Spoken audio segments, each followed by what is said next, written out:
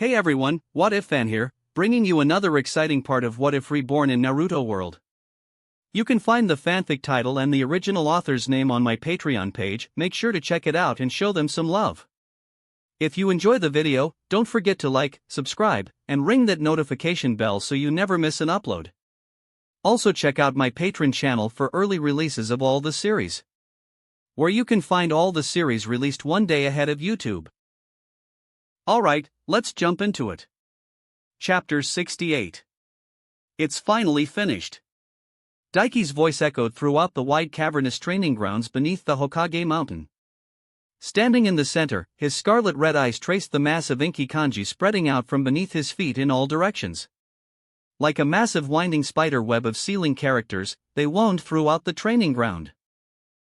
Across the entirety of the training ground flooring, up the walls, spreading up across even the ceiling above him. Hundreds upon hundreds of feet, inked black with the kanji drawn for one single seal. His bloodline usurpation seal. I have to admit, Daiki, you have truly outdone yourself with this, Isabu said, an odd tinge to his voice, something he very rarely got to hear from his partner. This is a masterpiece, no less impressive than the Yondaime Hokage's 8 trigram seal he used to seal my brother. His lips quirked up a bit at the honest praise, before he shook his head. No, I'm not there yet. Daiki denied, in a rare show of humility and humbleness. This seal was his crowning achievement so far. Most of his abilities were taken from other sources using his knowledge. Sure, he worked very hard for them, and trained himself into the dirt.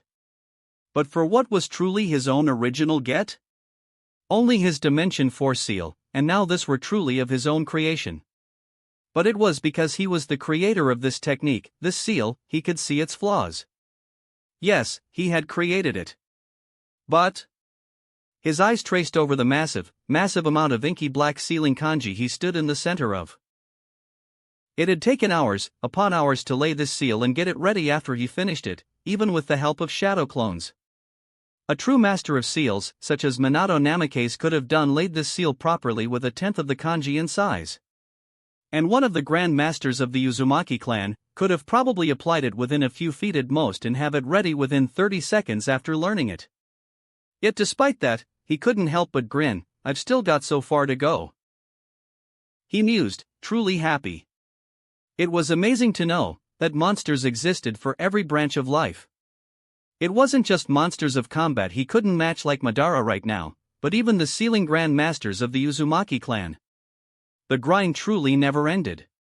Only you, Daiki, Isabu chuckled, only you would take in how far you've come, after putting so much effort and work, and be glad you're nowhere close to the top. Of course. After all, how dull would life be if there was no room for him to improve? How pathetic and sad would it be for there to be a perfected ceiling he hit and never be able to go beyond that? As much as the monster that was Madara Uchiha terrified him deep down in his core, that he would only ever admit to Isabu, he was also glad that monsters like him existed, and was picture proof that even he could ascend to ever higher heights. Because a life of pure useless stagnancy terrified him far more than Madara himself ever would. True perfection? The kind of thing the likes of Orochimaru sought? It disgusted him to his very core. It was absolutely revolting. True perfection is imperfection, Daiki thought. Because only the imperfect could strive for perfection. When one was perfect, there was no way to improve. The grind could not help the perfect. Once one became perfect, there truly was nothing else. No room for growth, no room for imagination, no room for anything beyond that. There was nothing to strive for, nothing to become excited about in the future. Perfection was a dead end. Nothing tangibly perfect should ever exist in this world. And if it did, he would kill it. He let that thought lie for a moment. No, rather than a thought, it was a vow. It surprised Daiki how much he truly detested perfection. Yes, if he ever came across anything truly perfect, he could not allow it to exist in the same world as him. Because if perfection existed for one thing, it could exist for another. What if it infected others? What if it infected him? Bile threatened to rise into his throat as he thought of himself, perfected. Limited. Denied the road of the grind. Useless. Well, I'm glad you're finding out more about yourself, Isabu cut in. Not to burst your bubble though, you quite proudly refer to yourself as a perfect Jinchuriki. Daiki sighed. Dude, you ruined my dramatic vibe, he huffed, rolling his eyes. Then he just shrugged and smirked. Besides, I did say tangible, and that's different anyway. To be a perfect Jinchuriki doesn't mean we've hit a limit unlike true perfection, it's just a good word to describe how amazing our bond is. If you were a Blastoise, I could mega-evolve you without a keystone or a megastone. Yes, well, maybe in another universe, you're a Pokemon trainer and I your starter Squirtle. Of course, I'd be shiny, with perfect IVs, both hidden abilities and tons of unique attacks and egg moves, Isabu snorted. Still, ever the hypocrite, Daiki? He shrugged. Everyone was a hypocrite to some degree, he was just man enough to admit it. To himself. And Isabu at least. He shook his head, putting it out of mind and dropping the topic. Time to do this, he mused aloud. Tomorrow morning, the third round of the exams would begin, and with it, the invasion of Konoha. He wanted to be ready for anything and everything that would happen tomorrow. Crouching down, he unsealed Shursue's pair of Sharingan eyeballs, alongside the gill-like tattooed skin he'd ripped from Uruami Funato, laying them down before him in the middle of the Fuin Shiki, atop a simple clean cloth. He stared at them for a moment, specifically at the dead eyes of Shursui, before rising to his feet silently. Daiki brought his hands together, clasping them into a ram seal and flared his chakra. An aura of sizzling green chakra burst forth from around him, before slowly falling. It slipped inside the seal kanji spider webbing around his feet, lighting it up a bright timber green, before spreading rapidly through the entirety of the ceiling chain, across the vast cavernous floor, up the walls, across the ceiling. In moments, the entirety of the private and hidden Hokage training grounds were lit up with glowing green power. His eyes sharpened, and then Daiki let go of the ram seal, flaring a single hand out, chakra burning atop the tips of his fingers, before he crouched down and slammed it into the middle of the ceiling scripture at his feet. Kekiai Sadatsu, Shinka no Aku Fuin, he declared. Bloodline usurpation, malice of evolution. The cavernous training ground seemed to shake and rumble as the glowing seal reached its zenith. And then the chains of glowing green ceiling kanji broke free their tether. They peeled back from the ceiling, the walls and the floor, converging together around him like a tidal wave of enormous green slithering serpents. And converged. They wove together like a great tapestry, coiling into a sphere around Daiki as he rose back to his feet.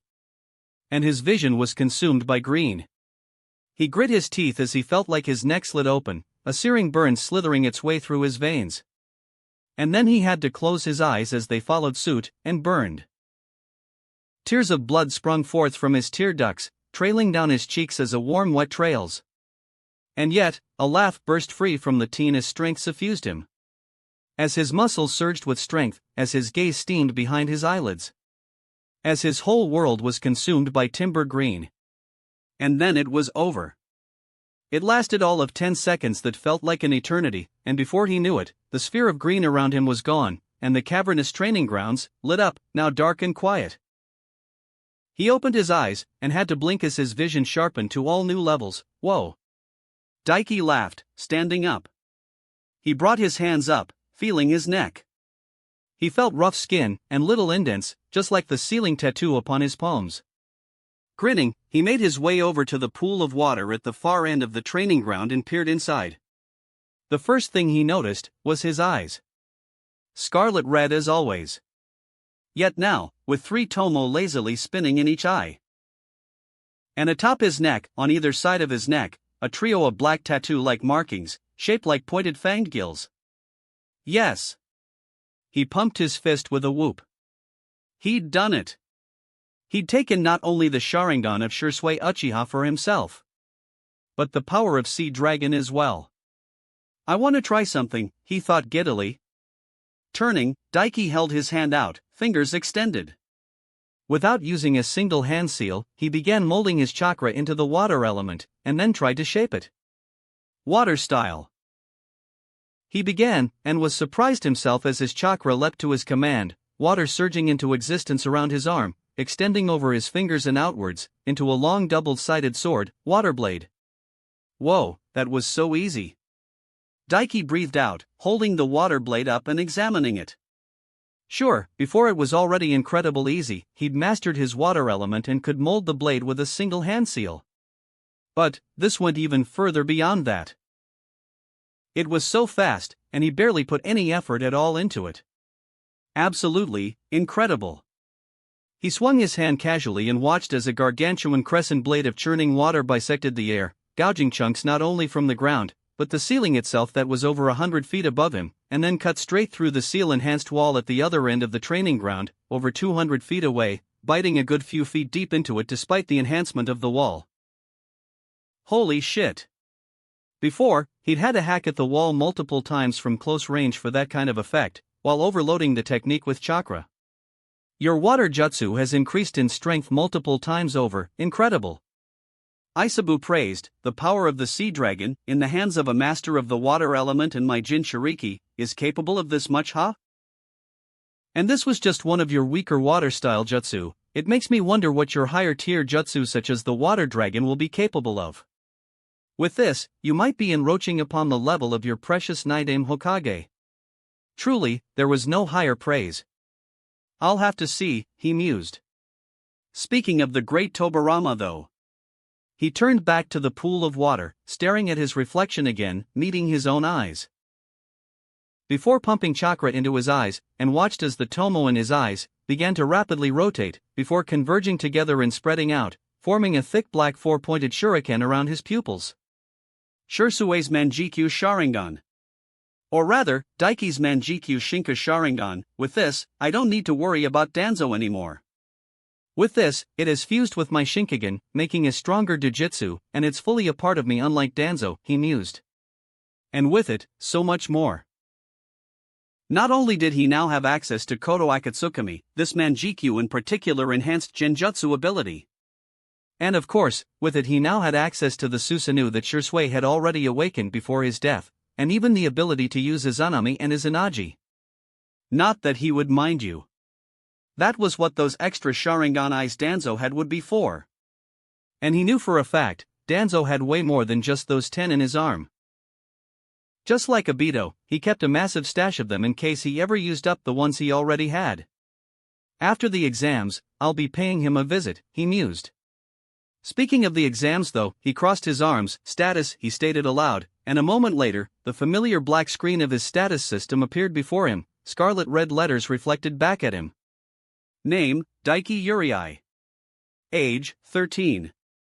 Chakra capacity, 317-551/317-551, High-tier Kage. Strength, 312/. Endurance, 377/. Durability, 314/. Agility, 324/. Taijutsu, 305/500. Ninjutsu, 461/500. Genjutsu, 200/500. Bokijutsu, 220/500.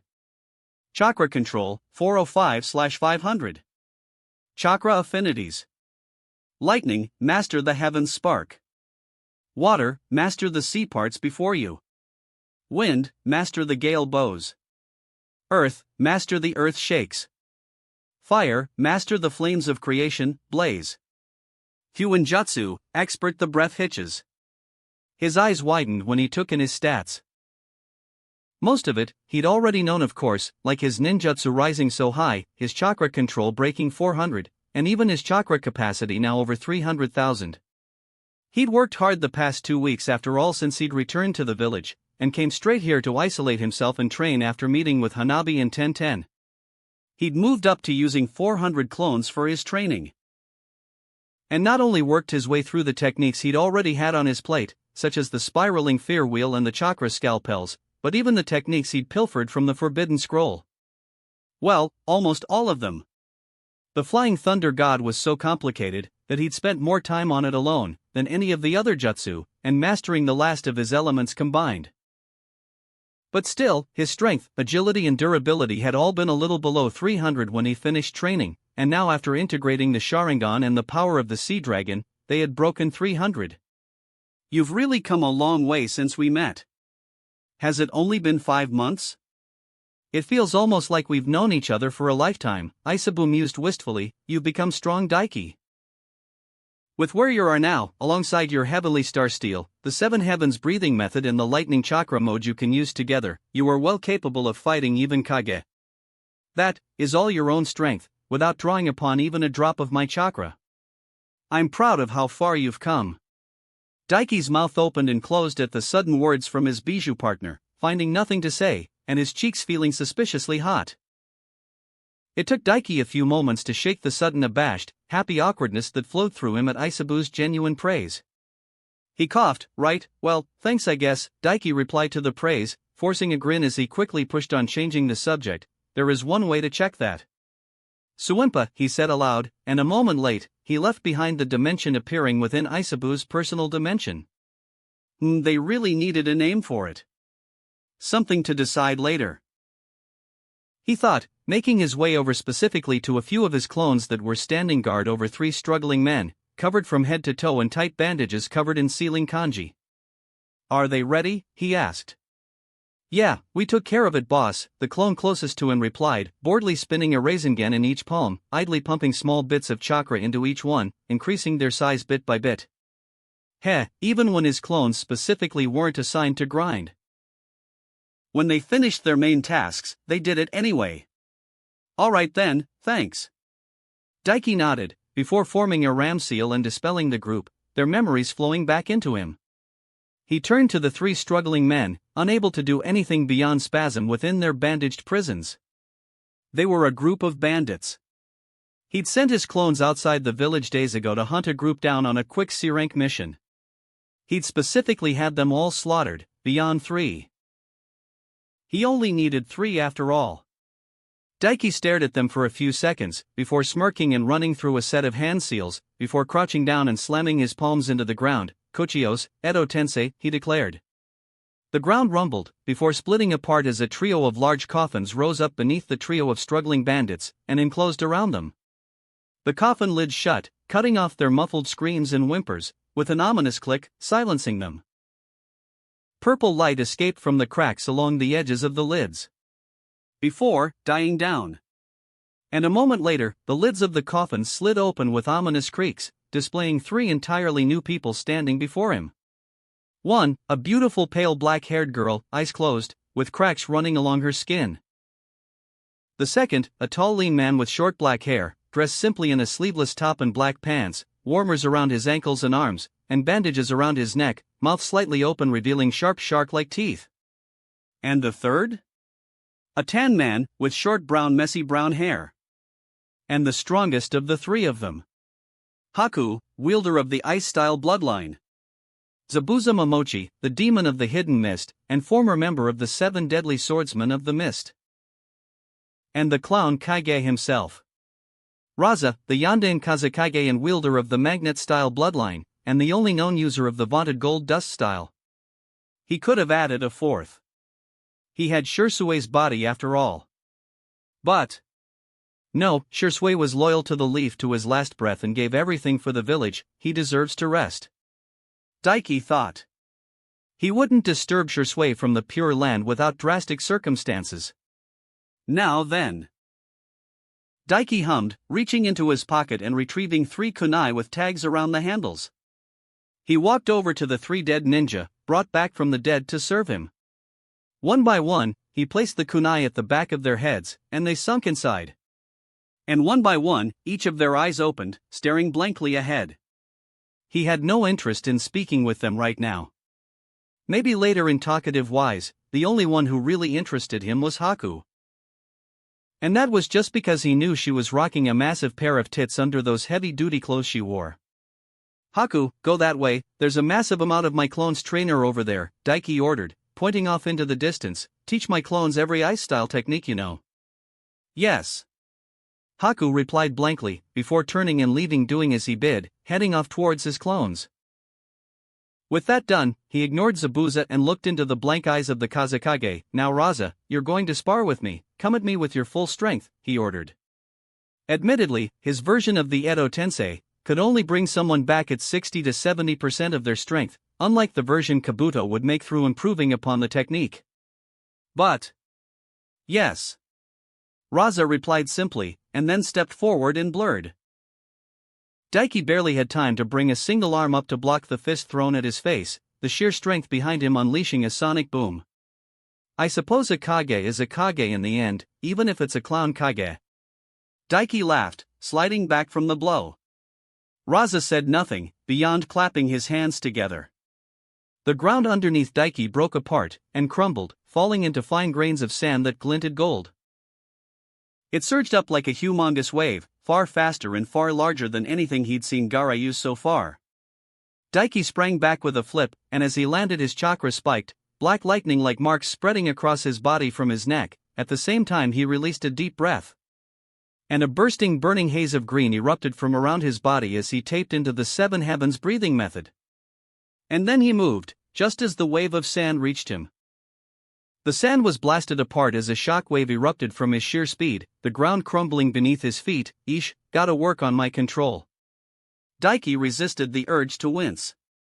His fist was in Raza's face before the revived Kazekage could even blink. If he did blink. Stopped just before hitting him, by a wall of golden dust surging up to protect him around Daiki's fist. Even weakened, he could react to that speed, huh? Without missing a beat, Daiki's fist flared open, palm facing the Kazekage, darkness force palm, he shouted, flaring his chakra. Raza had no time to react, as a shockwave of dark chakra and force erupted from Daiki's palm. The wave of force and darkness blew apart the gold dust restraining Daiki and bodily lifted him up into the air.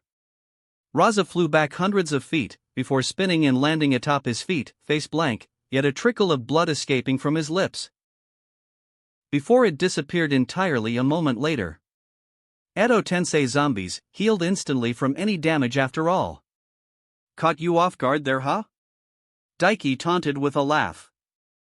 Raza again said nothing, making another hand seal. The ground before him rumbled and broke apart, breaking down into mass amounts of glinting gold sand dunes. Then whipped a finger, and suddenly, hundreds of glinting golden sand spears blitzed through the air towards Daiki. It was quite the jutsu. But in a blur of speed, Daiki raced through, weaving between the massive spears easily. Even when Raza clapped his hands together and changed the directions of the spears on the fly, controlling them remotely, it wasn't enough. He speared through them easily, reaching a backpedaling Raza quickly. Even as the ground broke apart around them and golden sand rushed to his aid, it was far too slow to stop Daiki. As he slammed his foot into Raza's ankle, kicking it from beneath him, before grabbing him by the air and bringing the dead Kage down into a rising knee strike that shattered bone and sent blood flying. While the injury did nothing to the zombie Kage, his fingers moving to control the sand to come to his aid even then, the force of it interrupted most of his movements. And Daiki grinned, lightning sparking into existence around him, lightning chakra mode activating. And then he grabbed Raza under the arms and leapt, crossing thousands of feet in less time than the blink of an eye, moving at light speed. Time for a Daiki original, he laughed as the fell towards the ground and he held Raza upside down, seismic toss. He slammed Raza into the ground like a meteor with a powerbomb clad in lightning. The ground for hundreds of feet around splintered and broke apart, great big chunks of debris flying into the air as a massive crater formed. Daiki let go and stepped back a moment later to admire his handiwork. Specifically, Raza drove into the ground headfirst. Literally, the Kazekage's head was buried beneath the ground, and his body hung ass up in the air, limbs splayed indecently. His spine, arms and legs bent at awkward ankles. He couldn't help but laugh. Hey look, I planted a dumbass tree. Amused as he was though, he couldn't help but be a little disappointed. I know he's not at full strength, but he was surprisingly weak. Daiki mused. Of course he was.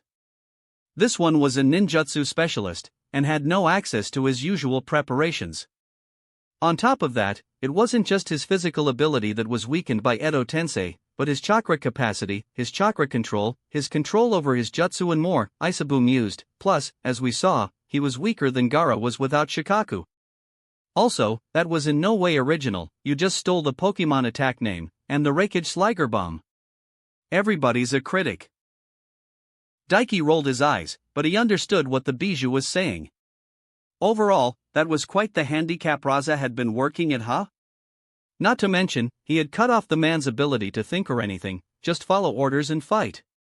No doubt, if he was mentally there, he'd be way tougher. Well, not that he wasn't there mentally. He was just in the passenger seat, Daiki thought, amused.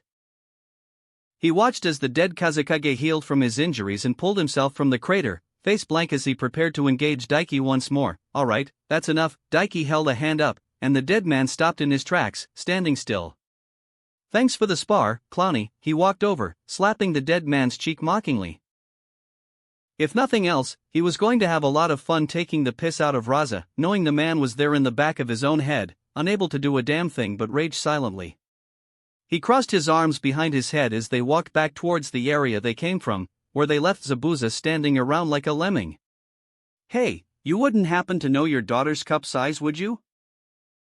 Daiki asked, looking over his shoulder at the dead Kazekage following after him, or like, her type of guy, or the kind of hobby she has? No. Raza replied blankly. God, you're useless. Daiki turned back, hiding his grin. He really disliked Raza, so was going to have fun making him rage while riding the passenger seat in his own body. The only accomplishment worth talking about in your life is your hot daughter, who I'm going to fuck. Really, really hard. Raza said nothing as he continued following behind Daiki. She'll probably be calling me daddy, he taunted a little more. Once more, Raza said nothing. But Daiki was unperturbed. I wonder how you'll feel when I tell you that I already know of your little invasion plan.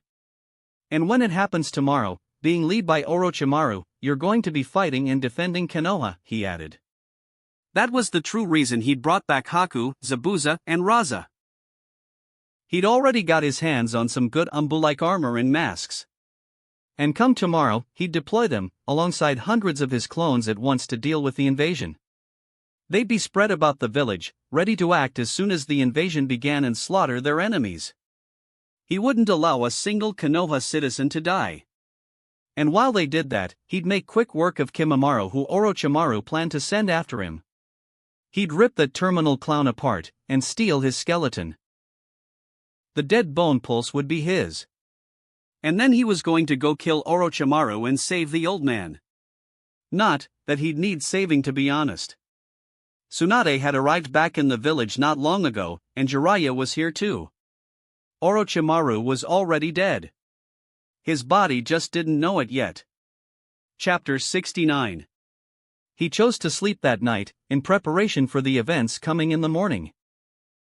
Even with the evolution of his body, and all the empowerments amplifying him to the point where he rarely needed sleep at all now, Daiki needed to be at the top of his game. That was why he went to sleep just before midnight and awoke at 8 in the morning. 2 hours to go. Daiki mused as he meandered about his bedroom, his king-size bed in silk sheets in disarray, a crumpled heap in the middle of his bed. He tended to move a bit in his sleep. The envoys from around the continent should be just arriving now, and will soon be let in. Isabu said as Daiki got dressed. True. Because there were so many people arriving, they couldn't all just be let in. Envoys and dignitaries from all around the elemental nations, from businessmen to nobles, from minor villages to even others from the Great Five.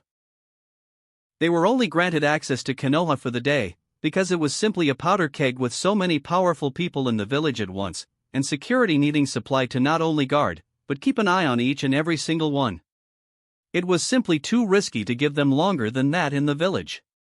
Even with the Konoha barrier and the Hyuga, there was only so much they could do during a time like this. It was fine though, or would be. Daiki cracked his neck as he pulled his last article of clothing on, a familiar sleeveless green vest, that he really had no right to wear currently. Though, the green on it had been dyed a little bit darker than the official ones, but it was still a statement. Oh, and why is it fine, or will be? Isabu asked, sounding amused. He already knew what he was going to say after all, they shared a mind practically at this point.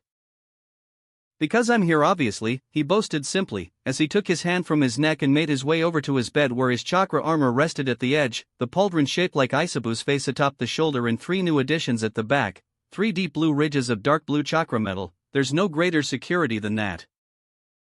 He placed his hand on the chakra armor and it shifted shape with a flare of his chakra, shrinking and slinking up his arm, before neatly settling around his arm in the form of a simple black piece of cloth tied around his bicep. That done, he turned to face himself in the mirror and took in his new look. Black sandals, black shinobi pants, 2 reinforced black gloves that went midway up his forearm. To the Jonin vest, and his headband around his head, the Sharingan Tomo swirling lazily in his eyes as he smirked at his reflection. And of course the Shodai Hokage's necklace glinting around his neck. "You are so full of yourself," Isabu snorted, but didn't deny it at least. "Kakashi is going to be annoyed at you when he finds out one of his flak jackets are missing and sees you with this one." "I wear it better anyway." Daiki smirked as he turned and left his room behind. He wanted to go take a look at the envoys arriving. He picked a large building midway through the village to perch atop. Casually sitting on the ledge, he perched his hand atop his palm and stared down. He'd arrived just in time. The visitors here to see the competitors of the exam made up a massive near conga line as they made their way through the village. It wasn't a small or simple thing. There were hundreds of them, the line so long that even midway into the village there was still a decent chunk of them outside the gate waiting to enter. Konoha was the strongest village for a reason. And any chance to visit the village itself was taken by many. Their secrets and knowledge were desired far and wide. Daiki watched them all go by, keeping his eyes out for anyone interesting, but the few foreign shinobi brought with the people as personal guards, he didn't recognize. But he did see quite a few noble family symbols, many from the land of fire, but not limited to it. There were those from the land of wind, land of stone, land of lightning, though he didn't see any from the land of water. Didn't Kisame massacre the water daimyo and a bunch of the nobles? He thought idly. He supposed that made sense. And Mei already knew their alliance was cemented at this point anyway. So there was no need for her to send envoys and the like to take a look. One person caught his eye out of them all though. Being carried in a large palanquin curtained off from anyone being able to see inside. It didn't take a genius to guess who it was inside though, considering the 4 Suna Jonin carrying it together. The Kazekage. Or so everyone thought.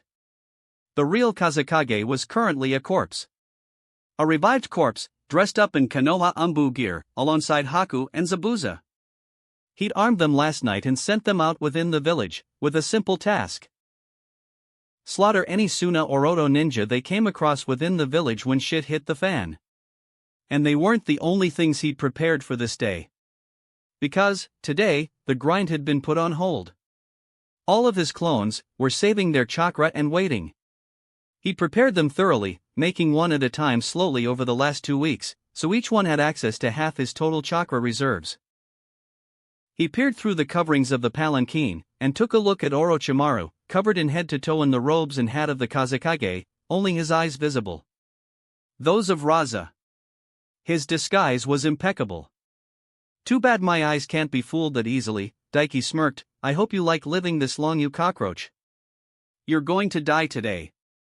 He stood, casting one last glance over his shoulder at the disguised Sannin, before disappearing in a whirl of wind and leaves. He had plenty of time left.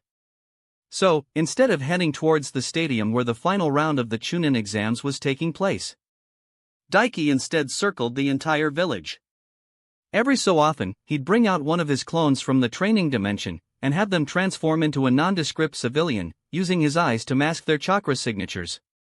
He placed them all around the village, and especially at vital points, such as near the gates. Their job was simple. Once the invasion started, they would create a shadow clone each and dispel it to disperse the information throughout the hundreds of already battle-ready clones, and letting them know where to appear when they left the dimension behind. He would crush the entire invading force outside the walls of the village, before they ever even got inside the village. Leaving only the plants already in the village mixed in with the envoys brought by Orochimaru to be dealt with. Not a single Konoha life will be taken, Daiki declared mentally as he casually made his way towards the stadium almost an hour later, with 20 or so minutes to spare before the exam started. "Daiki! Hey Daiki," a call behind him made him pause.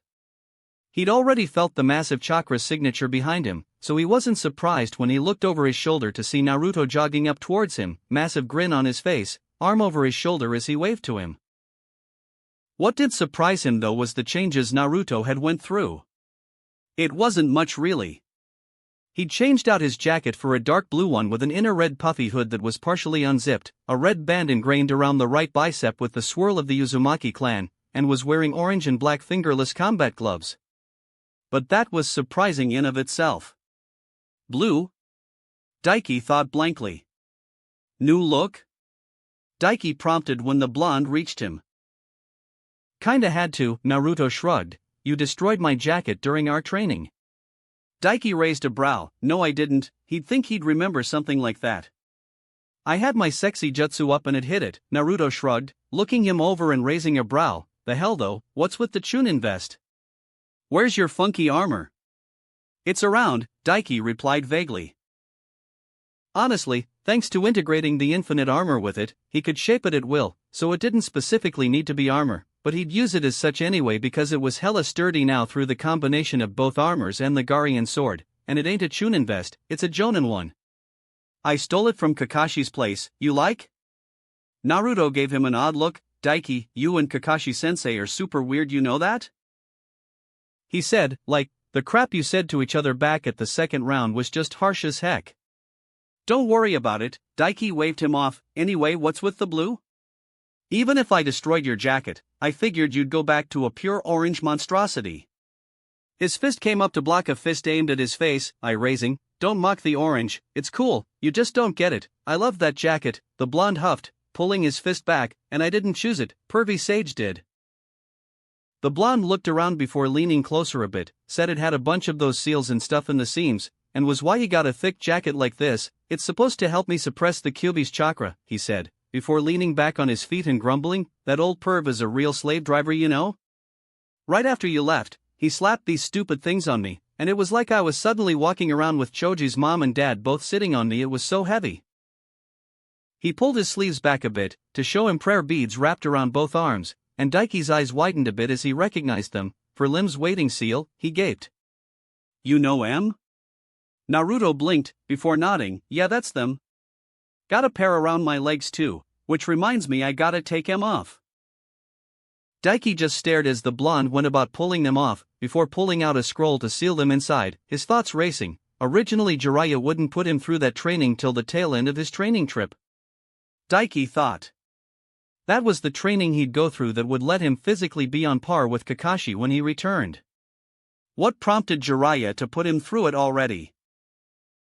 Most likely it was your influence and what you told him about the best way to teach Naruto when you were talking with him and the Sandame. Isabu piped in. That made sense, he supposed. But then what else had he taught him then? Because he'd specifically told that old toad that one of the best things to do with Naruto was teach him a bunch of high-level, high chakra intensity techniques. Anyway, Daiki. Naruto grinned at him and pointed a finger straight between his eyes. I'm not the same as I was when we last fought, I'm on a whole new level now. That was 2 weeks ago. Daiki snorted. Semophones. Naruto puffed his chest out proudly. I'm gonna kick your ass for the crap you gave me last time, helpful or not. Your cocky ass is in need of a good beating, even more than that bastard Sasuke. He raised a brow. Do you mean semantics?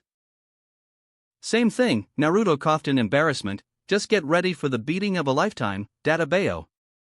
Sure, about the same as you winning against me, Daiki snorted, turning around and continuing on towards the stadium, meaning, not even close to being true. Just you wait, Daiki. I'm gonna kick your ass. Naruto huffed as he caught up with him and fell in line walking with him. It wasn't long before they reached the stadium, Naruto chattering all the way. It was quite busy outside, with all the people meandering around the area, coming and going, a palpable excitement in the air at the upcoming fights. Daiki. Naruto. His name being called again, alongside Naruto's by a familiar voice brought his attention to a bench off to the side of the street shading under a tree. Daiki looked over at the sound of Sakura's voice, and once more he found himself surprised. It seemed like Naruto wasn't the only one who'd changed up his clothes. Though hers were more familiar. Switching out into an outfit a lot like the one she'd wear in the other timeline's future, a cropped red top, pink elbow and knee supports, black sandals, a pink short apron over thigh-length spandex black shorts and switching out the cloth of her headband for a red one. God damn, he stared, he couldn't help it. Because, were her thighs always that thick? Just, damn. Sakura-chan. Naruto beamed at her, practically bouncing on his feet towards her as she approached. You look great. What happened? Why'd you change your clothes? My other ones got all worn out from training a bunch, Sakura replied, puffing her chest out proudly, before looking him up and down, and it looks like I'm not the only one. What happened to the usual jacket you wear? And why, that one? She trailed off in askance, eyes darting between his orange pants, the blue jacket, and the jacket's inner red color of red showing in the hood, and the rolled-up sleeves. Orange, blue and red, it definitely wasn't the best color-coded outfit, that was for sure. But it was definitely so Naruto in the end, so fit. 'Cause of that asshole, Naruto grinned, jabbing his thumb at Daiki. We trained together a bit, he was helping me learn something, and he tore my jacket apart. Still didn't see that happen. I think you're just blaming me to try and get me to feel guilty. Daiki shrugged. 'Cause you made me train in my sexy jutsu, so obviously you wouldn't see it when it was under my transformation. Naruto scoffed, I already told you. Sakura looked over at him with a raised brow, before rolling her eyes. Of course you did, why am I not even surprised, she said, eyes roaming over him, his collarbone and arms, before settling on his torso. Why do you have a Chunin vest? I know you said your promotion is already set in stone, but did you already get given one? Nah, I stole this from Kakashi. Daiki boasted proudly. She shook her head. I really don't get the relationship between you and Kakashi-sensei. I know, right? Naruto nodded, clasping his hands behind his head. Bah, whatever, let's go. I can't wait for this to get started. I'm gonna kick so much, he laughed, turning and power walking into the arena. They followed slower behind him. I'm liking the new look. Daiki said. I figured you would, Sakura grinned at him. I put in a lot of work while you were gone, you know. Trained harder than I ever have before. His eyes drifted to her legs for a moment before nodding. It shows, Daiki nodded. I'm actually impressed. Actually, that came about really quickly, Sakura giggled, pointing at her thighs. I was training a lot with the shunshin you taught me, since I couldn't just train my arms alone for the shockwave fist, and I was really hungry with all the training, and these kinda just happened. She gave her thigh a squeeze to punctuate. You won't see me complaining. Daiki nodded once more, this time, sagely.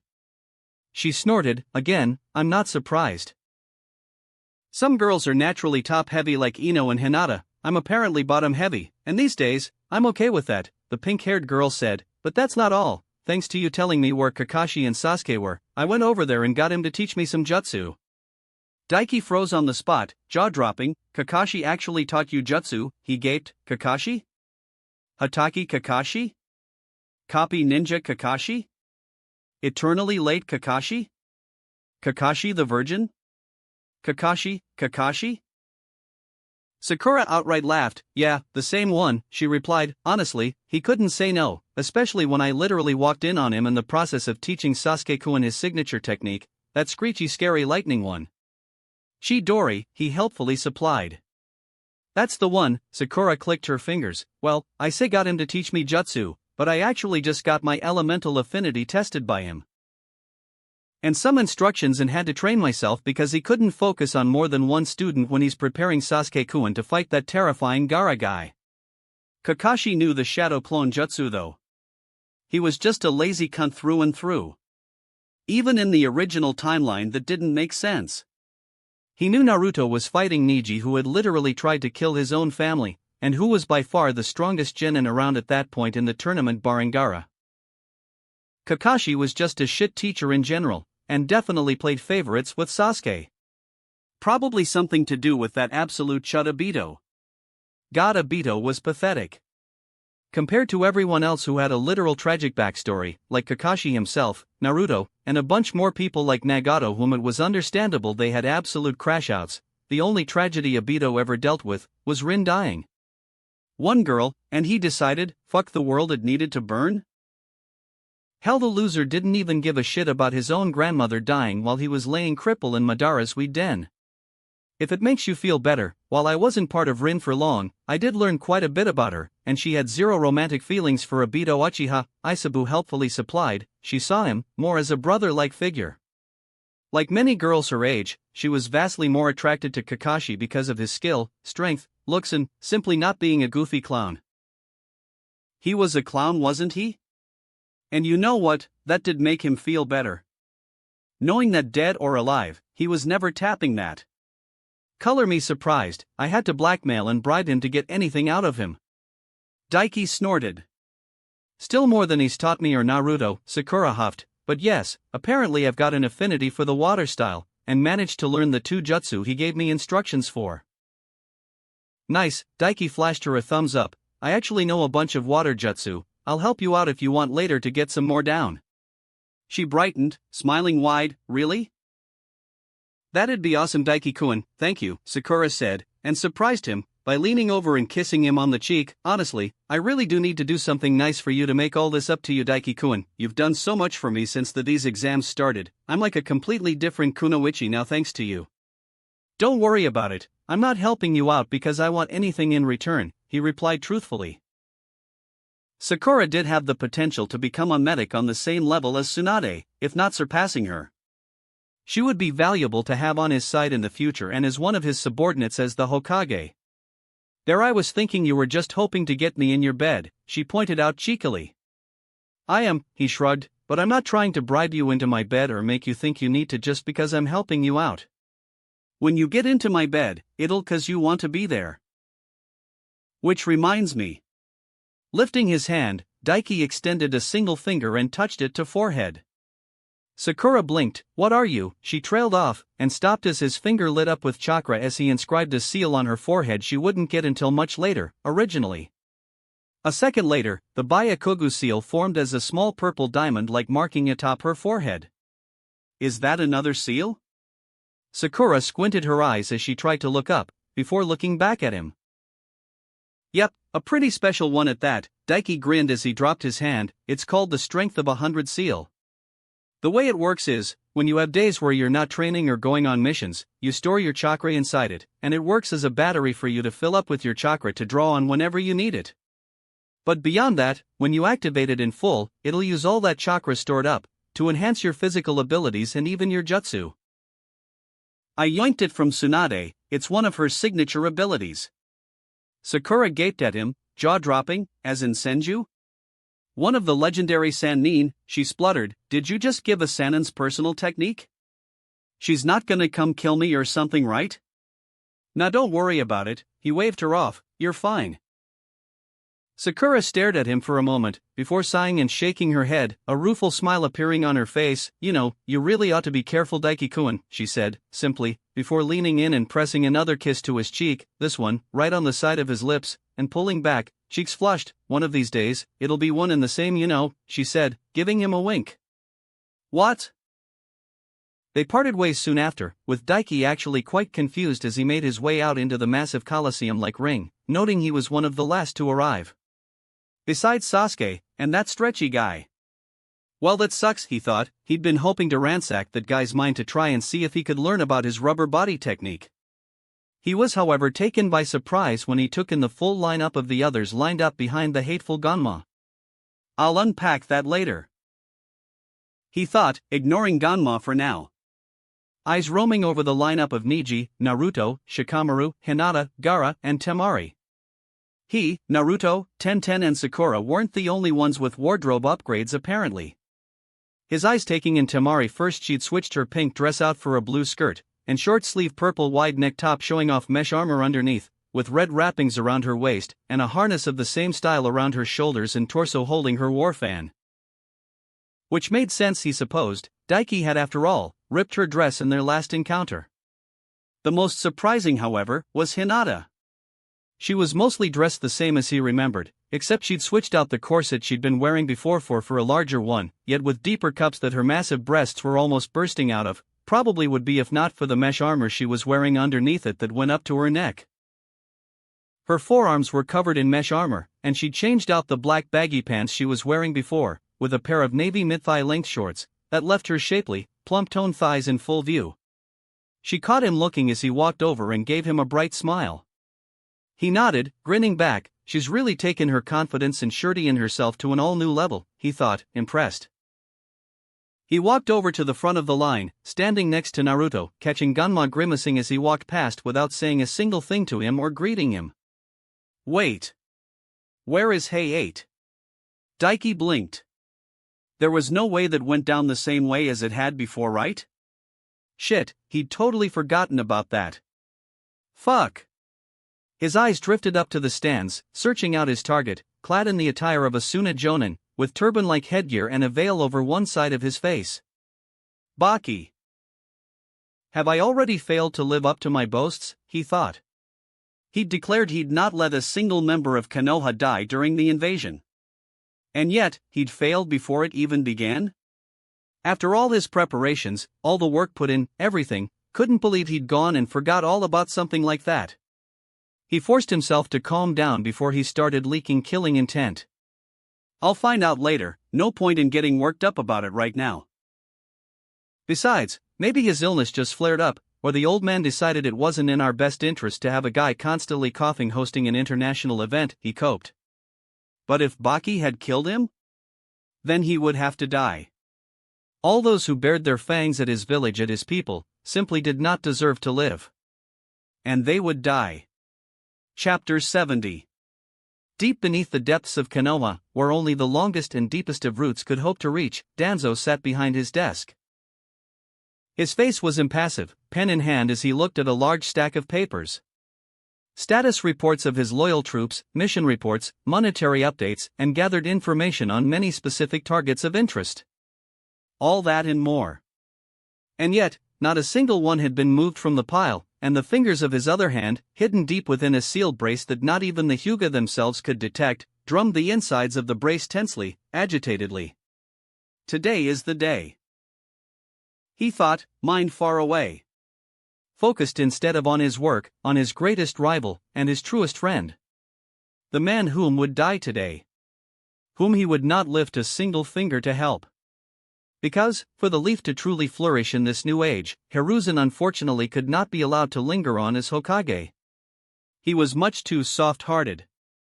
He did not have the steel required in his bones required for the leaf to truly stand at the top any longer. Originally, he believed it would have to be him to take over and lead the leaf to greatness, but a greater candidate had surfaced. One whom needed to take the seat as soon as possible and have time to settle into his role and learn what it meant to be in that position, before things truly kicked off as they would in the future. There was no doubt in his mind, war approached. They had lost the sand, as he predicted would happen, and of course the cloud and the stone were ever pushing for greater military strength, doggedly hungering for the position of the greatest ninja village and wroth with envy over the leaf's greatness. Only one had the strength necessary to kick those rabid dogs back down where they belonged, in the mud. And take all they were worth from them with an iron fist. Speaking of, should you not be at the stadium? I hear your match is the very first. Danzo suddenly said. Behind him, casually reclined across the wall and spitting in the face of gravity itself, Daiki Yurei raised an eyebrow. I am, he said simply. Danzo nodded simply. A clone, I see. I couldn't even tell, he said in honest praise. In fact, he had no idea how long the boy had been there. He'd seen nothing, he'd sensed nothing, and he'd heard nothing. It was only a subtle smell that tipped him off. And he had no idea how the boy even knew of this place. There were hundreds of meters below ground, and the entire root compound, this though, built into the very roots of Konoha, were covered in the very seals that hid the personal training grounds of the Hokage within the Hokage mountain. Just more testament to the boy's greatness indeed. Foolish though, in the end he was still young. But, this presented an opportunity for him. The Sharingan flared underneath his bandaged eye, as he slowly swiveled around in his chair, just a few mental nudges to perfect him. When the clone dispels, the effects will return to the original and his thoughts were abruptly cut off and his jaw almost fell slack in shock, as he found himself staring into two pairs of scarlet red eyes, three tomo lazily spinning in each eye. The Sharingan! How? While his thoughts raced inwardly, his face outwards was impassive, showing not a sign of his shock beyond the tightening of one eyebrow. You gave up your remarkable Shinkigan for the Sharingan, he couldn't help but ask. For all the power of the Sharingan, the benefits of the Shinkigan such as completely hiding his chakra made it vastly more. Wait. I still can't sense his chakra, he realized. No, I just combined them. Daiki smirked at him, casually resting his chin atop his palm as he stared down at Danzo, like a vast winged eagle looking down upon a weak rabbit. He did not explain, nor would he or need to. Danzo had no idea how such a thing was possible, combining two Dojutsu. Yet, it was just further proof in the end that the boy was truly the best Hokage they could hope for. How much of his abilities and strength had he truly hidden under that veneer of boastful, lustful, youthful arrogance? May I ask, what brings you here, Daiki-kun? He smiled pleasantly at the boy, truly impressed, truly awed. And truly happy. It had been a long time since he'd felt such joy in the potential of one from their village. Orochimaru, Daiki said simply, raising a brow at his tone, no doubt somewhat confused at his reception considering what kind of reputation the young man must have heard about him. But that single motion was power in of itself as a dense timber-green chakra exploded from his body, a wave of pure power that made the entire room tremble, sent his desk flying and papers scattered everywhere. Danzo had to secure his seat to the ground with chakra to stop himself from being launched back as well. The ground beneath him cracked and splintered, and the very walls, bedrock deep underground and enhanced with seals, trembled. I see you're not mobilizing at all to stop him. It was an accusation and a threat all in one. Such dense potent chakra, he thought. It reminded him of his teacher, Tobirama Senju. It was such a nostalgic feeling. And this was from a single clone. It almost brought a tear to his single shown eye. Almost. Are you here to kill me? Danzo asked simply. He did not think it was. If he was, the boy would have come himself. Unless he thought a clone was enough to kill him? More arrogance, or was he that sure of his strength? Not yet. The boy said simply, making him raise a brow at the statement that came off as fact from the boy. He dropped from where he reclined, landing on his feet with not an ounce of said. Not even his breathing could be heard by Danzo when he enhanced his ears with chakra. Not yet? Danzo actually smiled again at that. In the future, you'll have to die for Konoha, Daiki said, walking over to stand right in front of him, his posture completely relaxed, as if Danzo could never hope to be a threat to him despite being a Kage-level shinobi. You'll have to be the scapegoat for when the truth comes out, so I can cement the loyalty of the Uchiha clan properly. Not like you can contest it, the fact the Orochimaru came to meet you, and you know of his little invasion plan, and haven't mobilized Root to do anything about it, makes you a traitor no matter your intentions. And this isn't the first time you've let Orochimaru meet you here since he went rogue. So he even knew the full extent of Orochimaru's plans and their dealings? Once again, he had to commend the thought. Truly, how much did he know? How much had he discovered, and how much had he calculated for the future? And even the truth behind the Uchiha massacre? Very well, if that was what was required for Konoha to reign supreme, then he would accept it with a smile. But not today? Danzo asked, instead of denying anything. Not today, Daiki confirmed, but I'm not like the old man. Anything, and anyone I decide is a threat to the Leaf Village will die. Feelings be damned. But yes, not today, your strength as an S-rank shinobi is still needed. I see. Danzo mused, and his smile widened. Truly, Hiruzen had chosen well to make this boy his successor. He looked up into the boy's eyes. So you were informing me in advance, why? He asked. To train a successor, Daiki told him bluntly, Root is far too useful to be lost when I take your head. You have an agent called Sai, who's around my age. He will be the next leader of Root, train him to fill your shoes. He'd even learned the individual names of his soldiers? Again, Danzo had to marvel at his ability to acquire knowledge without anyone the wiser for it. Very well, in that case, Danzo nodded, and stood from the seat he was on, making no attempt to hide his lack of need for a walking stick, or the fact that his disguise as a cripple was just that. This was not quite how he planned this to go, but he had prepared for the day he would pass on all he could to the boy, to make him even stronger. He reached into his robe and retrieved a small sealing scroll. It would be remiss of me to pass on to the next life without leaving behind all I can to help the Leaf in the future. What's this then? Daiki asked as he took the scroll. It contains the knowledge on my personal and most powerful Winjutsu, and the sealing contract scroll for my Baku summon, Danzo said. Do as you will with it. Ho! Daiki smirked. Well, I won't say no. But, it will not save your life. Your days are numbered, make sure you've done all you want to before your time is up, he all but ordered, truly like a Hokage. And then, without accepting any other words, or argument, or anything, he cemented his word as law, and the clone sealed the scroll away, before dispelling. Danzo stared at the spot where the clone of the Godame Hokage was, in the middle of his ruined, destroyed office, and chuckled to himself. Very well, Hokage-sama, he said quietly, to himself. Daiki blinked as the memory of his clone returned to him. Well, that was interesting. Danzo was a lot more accepting than he thought he'd be. Then again, for all he was a complete and utter fool when it came to what he thought was the best for the leaf, it could not be said he did not apply the same dogma to himself. He would die for the leaf with a smile on his face if he truly thought it would help with the village. To think he'd hand over his Winjutsu and summon clan contract to him? That, he hadn't expected. He had no idea who he'd give the Baku summon to though, but those Winjutsu he'd make sure to learn later. He was broken from his thoughts by Naruto's excited shout. Sasuke, you made it, he cheered. Daiki blinked, and looked behind him, and lo and behold, there was Sasuke walking into the arena behind them from the back entrance, hands in his pockets.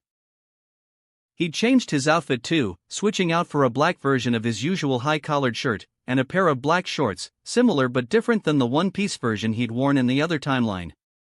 Something he hadn't expected was the lack of bandages or arm braces. Instead he wore his usual arm warmers, but had bandages around his lower legs, with bands just above his ankles and just below his knees.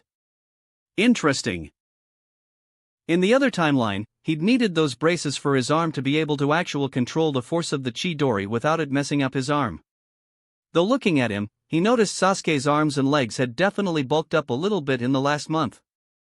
Sasuke looked at Naruto as he got close, taking in his changed outfit with a raised brow, before glancing at Daiki and smirking. You didn't think I'd miss out on kicking your ass now, did you? He asked cockily.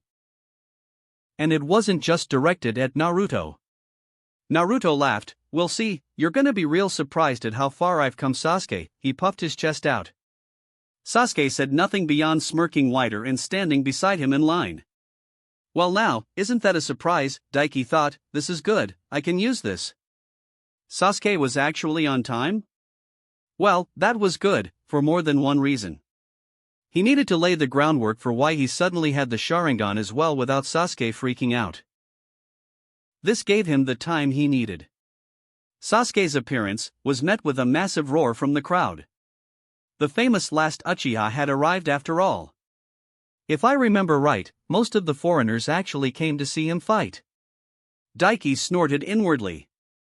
He looked up at the stands, and had to marvel slightly at the sheer size of the stadium and stands.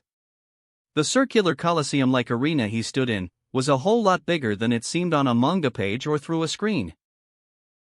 Perfectly spherical in shape, and 150 meters wide in all directions. Plenty of space usually for most genin to go all out. And up above the arena itself were 3 towering stand buildings. Each one capable of sitting over 1,000 people. And they were fit to burst. There were over 3,000 people watching them from above. And that wasn't getting into the screens spread throughout the stands and all across the village itself, with cameras broadcasting images from inside the arena itself for closer looks, and for those who could not make it to the arena. The Chunin exams really were a spectator sport. That's a good idea actually, he thought. He could make a sport out of ninja fights, like MMA tournaments. Not only would it allow his soldiers to fight and gain experience against each other more on the regular, it would incite them to get stronger. And once it became popular, it would work as a recruitment ad to make more people want to join as ninja. A win, win, win.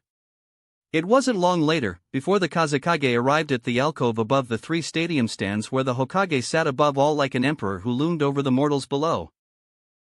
Or, at least the snake-faced moron pretending to be the Kazekage. He noticed Gaara and his siblings noticeably tense as he arrived. Gaara in particular, who was impassive up until now, was glaring bloody murder at his thought-to-be father. I wonder if he'd be amused at the fact I'm using his dad as puppet soldier. Daiki wondered with a silent laugh. He activated his eyes, peering up at the Hokage box where the Kazekage took a seat next to him, and listened to him, drowning out the excitement of the crowd. Kazekage Dano, it's good to see you again, the old man greeted him warmly, like a beloved ally. I hope you are not too tired from your long journey. Long journey? Did the old man know how condescending that was when any jonin could cross the distance in less than an hour? He hoped he did. Oh no, I'm happy to make the journey, old friend, Rasimaru chuckled good-naturedly, though I suppose in this case it's a good thing the exams were held here in your village instead of our own. With your advanced years, it might have been a lot rougher on you. Have you put much thought into a successor? The snide polite tone almost made Daiki bristle. Because, the way the old man laughed, made him think that was really in character for Raza. The absolute mongrel. If Raza had the gall to dare say something like that, to the Hokage, in his own village, then Daiki was all the happier to have made him his undead zombie slave. Oh, there's some that show potential, but I'll keep that to myself for now. After all, I aim to be ruling for another good 5 years at least, Sarutobi chortled, before pushing up off of his throne-like chair. Now then, it's about time we get started, no, he said, as he walked over to the railing and overlooked all below him. Ahem, the old man coughed lightly into his hand, and Daiki saw as he lined his throat with chakra, projecting his voice, ladies and gentlemen, our esteemed guests, welcome. You have my most sincere and heartfelt thanks for gathering here today in Kanahagakure for the Chunin selection exams. His voice boomed powerfully, yet not oppressively. There was a warmness to his tone that belied the sheer power in his voice. Daiki took notes. Of course you are not here to listen to an old man ramble, so I won't dither on for long. In fact, let us get straight to the action, he chuckled. We will now begin the matches of the final round, between the 8 candidates left standing and advanced beyond preliminaries. Please, sit back, enjoy and watch as they battle with all their heart and show you their strength. And, as he finished and turned away walking back to his throne-like chair, the main screen above them lit up, displaying the matches of the first round of the finals. Niji Hyuga vs Daiki Uriai. Sasuke Uchiha vs Gaara. Naruto Uzumaki vs Shikamaru Nara. Hinata Hyuga vs Temari. Daiki blinked. Oh, he thought in realization. That was why Niji spouted that bullshit when he sought out Ten and came across them training. That made sense, he supposed. In that case. He made a hand seal behind his back, eyes flaring. Shadow clone jutsu, he thought, summoning a clone that disappeared in a blur of speed, silenced and moving faster than any of the others beside him could react to and see, barring maybe Sasuke with his Sharingan. He knew there was a betting station up in the stands where all the nobles were. And he had 4 million Rio left over. He was going to clear out those foreign mongrels of all their cash. Listen up all of you, Gunma turned to face them then, looking over them all, and nodding. The stage might be different, but just like the prelims, there are no rules here. You fight until one admits defeat. I decide when one party is clearly unable to continue, or to be blunt, you die. He looked each and every one of them in the eye as he said that. I will be doing my level best to stop any matches before they get to that point, but I will not stop any of you from coming at your opponent with the intent to kill. Daiki cast a glance over the lineup, and was actually impressed when not a single one of his Leaf comrades flinched or reacted at all to the news. They were truly locked in, and had come to understand how serious this was after the prelims. Before, when such a topic came up, Naruto had been vocally emotional. Ganma nodded approvingly. Alright then, he said, then match 1 is Niji Hyuga vs Daiki Uriai, the rest of you head up to the waiting room, he ordered, pointing an opening at the far right that led up to an alcove in the arena overlooking the Colosseum. One by one, the other 6 began to make their way out of the arena. Gaara paused slightly as he passed, giving him a simple nod. The heck was that about? Naruto wondered, clapping him on the shoulder as he passed by. Good luck, though I doubt you need it. Hinata said softly as she walked by, and that left Sasuke at the back, who stopped beside him. You better not lose. Sasuke smirked at him. Daiki scoffed. Do you think I would? No, but it's worth saying, he snorted, the only one allowed to defeat you is me. Not that you can, Daiki laughed. Careful though, Naruto might get jealous and think I'm stealing his rival. Infidelity is a sin, you know. Sasuke released a deep breath, but didn't stop smirking. I'm going to enjoy putting my hand through your chest cavity. Gay. Daiki snorted. God, I hate you sometimes. Sasuke's eye twitched. Before he moved on, I'm going to enjoy imprinting my sandal in your face after I deal with that sand lunatic. Before he got far though, Daiki spoke up. I need to speak to you after this round actually, he said quietly. I found out more stuff, about your clan, and your brother. Deep, crazy weird stuff. Sasuke paused. Alright, he said simply, before continuing and leaving the arena. It wasn't long, before it was just him standing across from Neji, and the hateful Ganma standing off to the side. Sucks to be you, huh, having to fight me first? Daiki struck up conversation, casually stretching out his arms. It's a shame honestly, you really do have the skill and power to easily be a Chunin. Honestly, I'd give you good odds against even your average Jonin. But, you won't even get a chance to show off with me as your opponent. Neji scoffed. You talk big, as usual, he stated, arms crossed. I seem to remember you saying I was your better when it came to taijutsu during the prelims, and if we fought, you would lose. Daiki blinked. No, I didn't. He raised a brow, before outright laughing. The only time I talked about you was when Sakura was going to fight you, and I said in pure skill you were better than me then. But I would have dragged your sorry-ass face first across the ground like a ragdoll if we fought even then. I was just that superior to you in physical ability. But now? I'm your better in every single way. You won't even last 10 seconds against me, if I take you even a tenth seriously. Big talk again, let us see if you can prove it, Neji snorted, uncrossing his arms and feet sliding apart, arms parting as he slid into the beginning stance of the gentle fist. I do admit however, I will enjoy this. Hinata-sama and Hanabi-sama are thriving like never before because of you, and I suffered quite the humiliation against that pink-haired buffoon of a girl because of you. Oh yeah, Daiki was unbothered, running a hand through his hair. You're part of the Hyuga branch family, right? Got that dumbass seal. That reminds me, I'll need to deal with that. A Konoha citizen enslaved? Not in his fucking village. If the Hyuga wanted slaves, they should go hunt some mongrels from IWA or whatever. Fucking idiots. Then again, that would mean they would dirty my village roads with their filthy mongrel feet, he thought in disgust. What? Niji's eyes narrowed, veins throbbing into existence around them. What did you just say? So causally to me, he hissed. Oh right, his whole tragic backstory thing. To be honest, Daiki was more concerned with the whole looming invasion thing and wasn't thinking. But well, he'd already said it now. May as well lock in. Exactly that, Daiki shrugged. In theory the caged bird seal is a good one, stopping the Byakugan from following into the hands of foreigners. In practice, the fact that it's used as a means to control the branch members of the Hyuga clan and inflict crippling pain or outright kill you, is disgusting. It has no place in my village. So I'll be getting rid of it whether the main Hyuga family likes it or not. Neji opened and closed his mouth, outright gaping at Daiki, and, who are you exactly to be spouting such outlandish claims? He retorted, to think you can do as you please and force the Hyuga clan, the strongest clan of the leaf, to bow to your demands? I'm the next Hokage. Daiki bared his teeth in a grin, and what I say will be law. Who are they going to get to stop me? Mr. MC doesn't exist? Neji could do nothing but stare at his sheer arrogance and disbelief. Ganma palmed his face. Kid, the cameras are on, you know, he said. You realize, what you just said was broadcasted for everyone up above to hear? The Hyuga clan have multiple members in the audience, even the Hokage heard every word. Oh, ha. Oops. Even so though. Daiki shrugged, and, his grin widened, that changes nothing. What I said is the absolute fact of what is going to happen.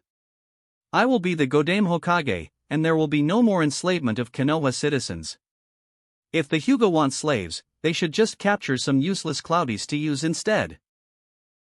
Turnabout is fair play considering them trying to kidnap Hinata isn't the first time they tried that shit. That wraps up this part of What If Reborn in Naruto World. Thanks so much for listening. As always, new parts drop every 4 days, so be sure to stay tuned. Also check out my Patreon channel for early releases of all the series, where you can find all the series released one day ahead of YouTube.